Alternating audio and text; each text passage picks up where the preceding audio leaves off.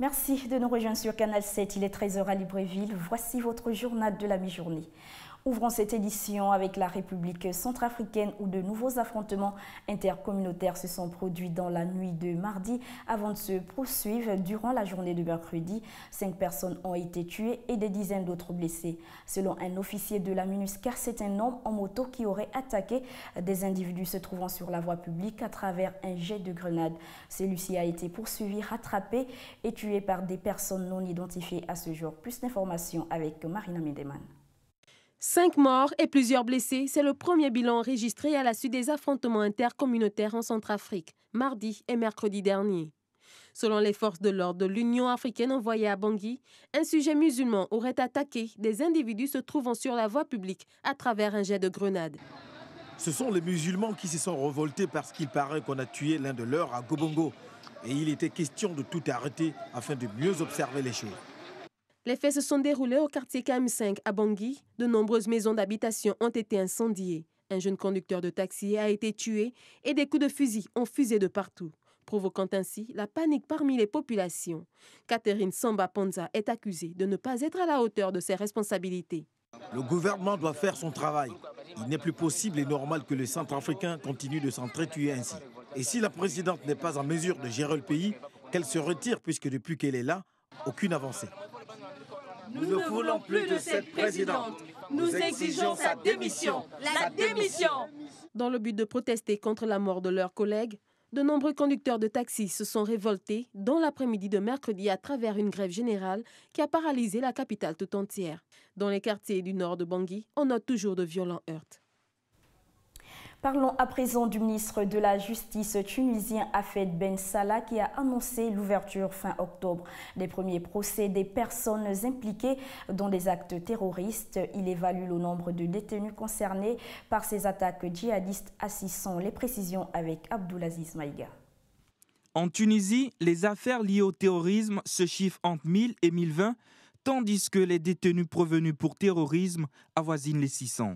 Depuis la Révolution, aucun d'entre eux n'a été jugé et pour mettre fin à cette mise en attente, la Tunisie se dit prête à juger d'ici la fin de ce mois d'octobre les détenus. Il y a même des affaires qui sont prêtes pour être jugées. Donc peut-être d'ici fin octobre, on commence à assister au premier procès des terroristes.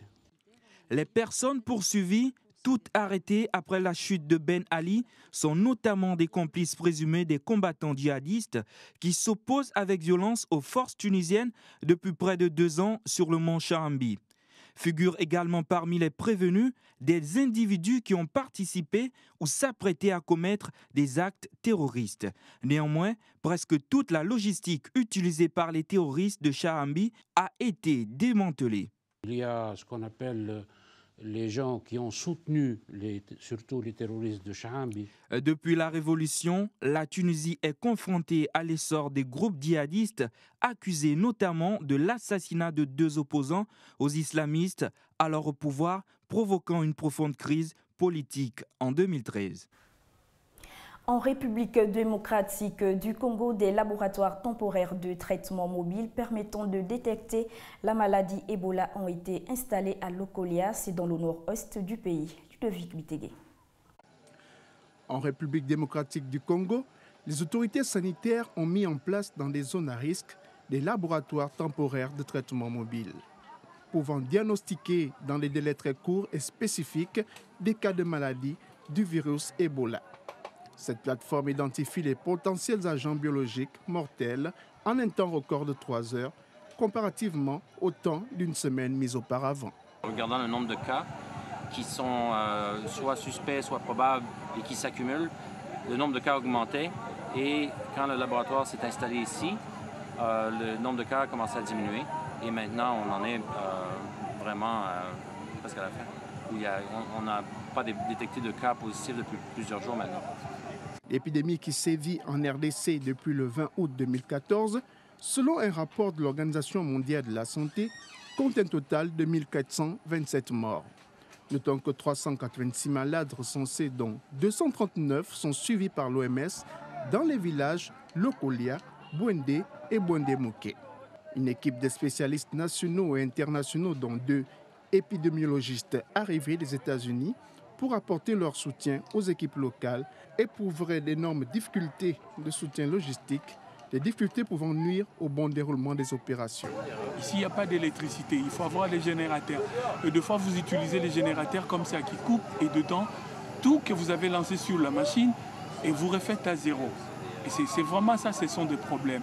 Il y en a beaucoup. Je ne peux pas rester là en train de dire voilà les problèmes, mais il y en a vraiment beaucoup. Selon le ministre de la Santé, l'expérience acquise lors des 6 précédentes épidémies d'Ebola sera mise à contribution afin de contenir cette maladie. L'Organisation mondiale de la santé a décidé d'utiliser ces traitements expérimentaux en attendant la découverte d'un vaccin d'ici novembre.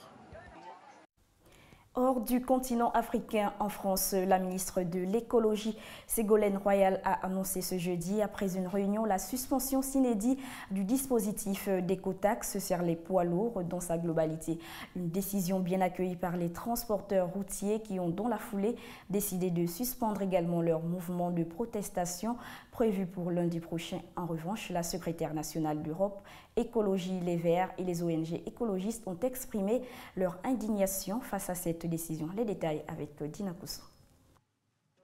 Après une réunion avec les représentants des transporteurs routiers, la ministre de l'écologie, Ségolène Royal, a annoncé ce jeudi la suspension sine-die du dispositif d'écotaxe sur les poids lourds dans sa totalité.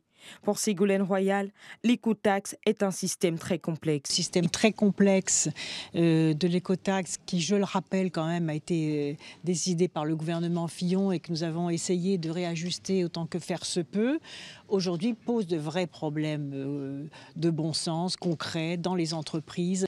Et donc, nous avons décidé en responsabilité de suspendre sine die l'application de l'écotaxe. C'est une décision qui a réjoui le camp des transporteurs routiers. Les représentants des transporteurs à cette réunion ont estimé que c'est un pas décisif qui vient d'être franchi. Oui, on peut dire qu'on a gagné puisqu'on a enfin en face de nous 2 ministres qui ont pris la mesure du sujet, qui en ont compris la complexité, le fait que ce n'était pas acceptable pour les transporteurs en l'état et qu'il fallait donc en sortir et trouver une solution. En revanche, le camp des écologistes se dit choqué, indigné par une telle décision. Pour la secrétaire nationale d'Europe Écologie Les Verts, c'est tout simplement scandaleux. Aujourd'hui, en reportant sine die ce projet, on ne sait pas qui va payer l'entretien des routes, les dommages causés par la pollution de l'air, des dommages de santé, donc des dépenses de santé, et puis enfin, tous les projets d'infrastructure de transport, nouvelles routes, nouveaux frais de ferroviaire, transport fluvial, nouvelles lignes de train qui auraient pu être financées avec cette écotaxe. À moins d'une année du sommet mondial sur les changements climatiques qui se tiendra en France, cette suspension de l'écotaxe par le gouvernement démontre, selon les écologistes, le manque d'engagement de l'État français devant une situation qui préoccupe de milliers de personnes dans le monde. Au Maroc, les touristes découvrent de nouvelles offres de divertissement. La dernière innovation, c'est le tourisme de sentier. Au pied des premières dunes du Sahara, d'anciennes tribus nomades ne cessent de s'adapter à la clientèle contemporaine pour offrir la sablothérapie. Reportage de nos confrères de l'AFP. Se faire ensevelir de sable brûlant, c'est une pratique qui attire à Merzouga au Maroc pour ses vertus naturelles. La sablothérapie consiste à être recouvert de sable pendant une dizaine de minutes. Elle soignerait rhumatisme, polyarthrite, lombalgie et certaines maladies de peau. Il y a beaucoup de gens qui m'ont conseillé de venir ici, car le climat est très propre. Même la température est très bonne pour la santé et surtout pour les maux dont nous souffrons. Je viens ici chaque année pour soigner mes rhumatismes. Grâce à Dieu, j'ai été guéri. C'est pour ça que je reviens cette fois comme chaque année pour une période de 7 jours. La région de Tafilalet attirait autrefois les touristes pour ses paysages et ses longues dunes. Mais avec la crise économique, la tribu nomade berbère des Aït Ata a dû réorienter son offre vers la santé. Une aubaine, d'autant plus que les patients viennent lorsqu'il fait trop chaud pour les touristes dits classiques. Le tourisme de la santé fonctionne de juin à septembre. Les touristes viennent pour se soigner du rhumatisme grâce au bain de sable.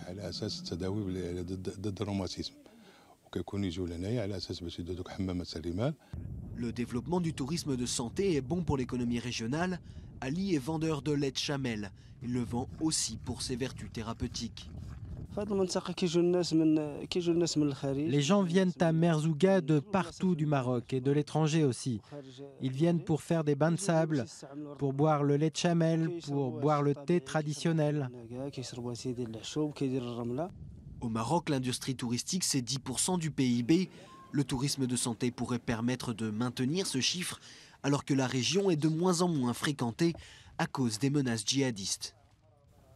Sport à présent, à quelques heures de leur confrontation face aux étalons burkinabés, les Panthères du Gabon affûtent leurs armes. Elles ont pris part à la première séance d'entraînement dirigée par le sélectionneur portugais Jorge Costa. Dans la journée du jeudi, ces exercices de mise en forme ont permis aux Panthères de mieux se structurer.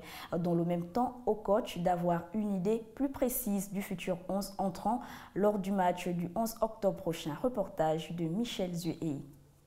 Les Panthères du Gabon ont pris part à la première séance d'entraînement dirigée par le sélectionneur portugais Jorge Costa ce samedi au stade annexe d'Angonje en présence d'un petit public venu les soutenir. Cette séance d'entraînement a permis aux Panthères d'affûter leurs armes et pour le sélectionneur d'avoir une idée de l'équipe probable qu'il alignera samedi face au Burkina Faso lors du match du 11 octobre prochain. Les 23 Panthères convoquées étaient présentes. Quelques exercices ont permis de travailler l'adresse devant les buts et de soigner les automatismes. La séance d'entraînement s'est achevée par un petit match entre les Panthères. Le sélectionneur national reste confiant au sortir de cette première phase d'entraînement. Je sais bien, les jeux sont bien. Toutes les conditions sont parfaites. Comme ça, je suis très confiant. 2 points séparent les deux équipes et les poulains de Jorge Costa sont conscients qu'une victoire aurait un double intérêt pour eux. Récupérer la première place aux étalons et se mettre à l'abri d'un impossible retour de l'Angola qui se déplace à Maseru au Lesotho. Nous allons bien aborder ce match. L'équipe se prépare bien. Tout le monde au complet, tout le monde en forme et c'est le plus important. Je pense que nous pouvons sortir de là avec un bon résultat et surtout une victoire. Et je pense que ça nous fera du bien. Il va falloir qu'on redouble vraiment d'efforts pour l'emporter. Le 12e homme est attendu nombreux pour soutenir et galvaniser l'équipe nationale au stade d'Angonje de Libreville. Voilà, c'est sur cette actualité sportive que se referme cette édition de la mi-journée sur Canal 7. Merci d'avoir été des nôtres. Excellent début d'après-midi à tous.